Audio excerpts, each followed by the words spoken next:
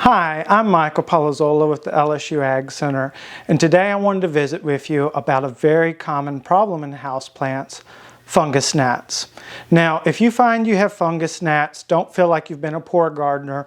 They really are very common in plants outside, but we don't notice it because there's a lot of predators and there's just a lot of environment for them to get lost in. But once we've moved our plants inside, we lose a lot of the predators, and we spend our time inside. We notice it because they're especially attracted to light sources and other sources of water in our house. So they often live within the substrate, and there's several things we can do to help eliminate them or at least reduce the population of them in our house. And the number one thing we can do goes in by how we water our plants. And with succulents, one of the best ways to control for fungus gnats is to keep them on the dry side. Succulents like to be dry anyway. A lot of houseplants actually do.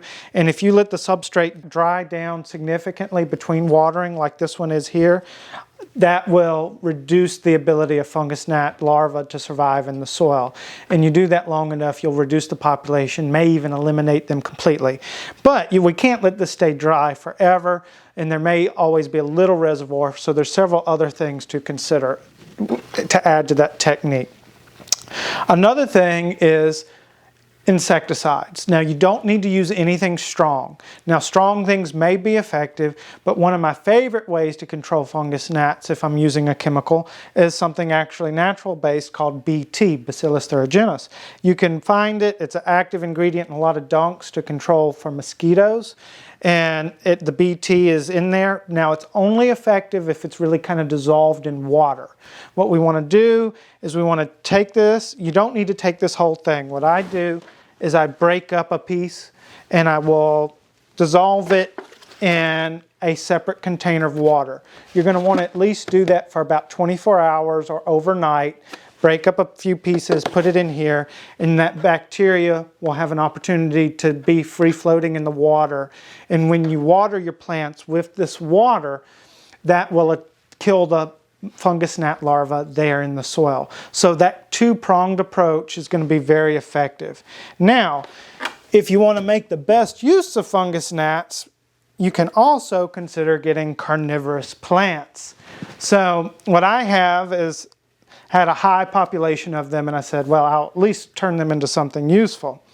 And got some carnivorous plants, and to me that actually turned into be the most effective way. Keeping plants dry and the mosquito dunks were working fairly well, but I had just a residual population that I always struggled with, because what happens is your plants will end up drying at different rates. So not all of them will dry down at the same time. So even though the dry down method is effective, these plants may be dry, but you may have one that's not using water as much that will stay more moist, and fungus gnats can be reintroduced.